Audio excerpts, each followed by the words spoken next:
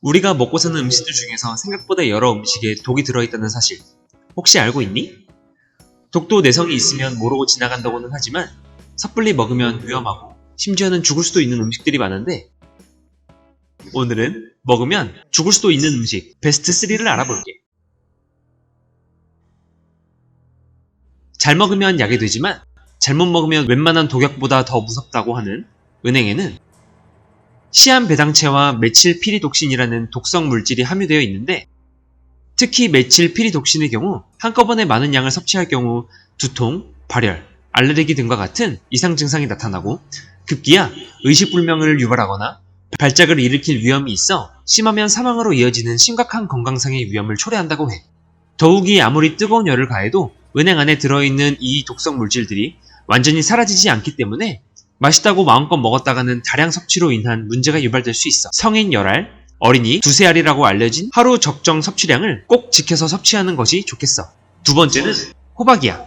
호박은 밭과 호박 속에 속하는 한해살이 덩쿨 채소 및 그 열매를 일컫는데 평소에 부담없이 즐길 수 있고 단맛이 있어 호박죽이나 된장찌개 등 우리나라 밥상에 자주 등장하는 채소야. 하지만 이 호박 또한 위험을 초래하는 음식이라고 해. 호박은 해충으로부터 보호받기 위해 살충 성분인 쿠쿠르비타신이라는 독소를 만드는데 이 독소는 단 0.1g만으로도 섭취 시 급성 위염, 급성 장염, 급성 위경련을 일으킬 수 있고 심지어는 사람을 죽음에 이르게 할 수도 있다고 해. 특히 오래된 호박은 당분이 발효되면서 쿠쿠르비타신이 다량 생성된다고 하니 장기간 보관한 호박을 먹을 때는 혀끝에 대어 쓴맛이 난다면 되도록 먹지 않도록 하고 호박 속을 잘 긁어내고 먹는 것이 좋아. 세 번째는 생새우회야. 쫄깃한 식감과 달콤한 감칠맛이 일품인 생새우회. 하지만 새우를 날로 먹을 경우 주의해야 한다고 하는데 그 이유는 바로 비브리오 폐혈증 때문이야. 비브리오 폐혈증은 발병 36시간 이내에 팔다리에 출혈과 수포, 궤양 등이 나타나고 붉은 반점이 생긴 부위의 살이 점차 썩어 들어가 심한 경우에는 피부를 이식하거나 다리를 절단해야 하는 상황에 놓일 수도 있다고 해. 증상이 계속 진행될 경우 심지어는 사망에 이를 수도 있다고 하지. 생새우회뿐만 아니라 익히지 않은 조개류도 고위험군에 속한다고 해. 다른 생선에 비해 새우나 어패류는 비브리오 바이러스를 잡을 수 있는 농도의 항생체를 유지할 수 없는 편이고 조개의 껍질이나 새우의 겉껍질에 잡류하는 경우가 많아서 생식 섭취는 원론적으로 지양하는 편이라고 해.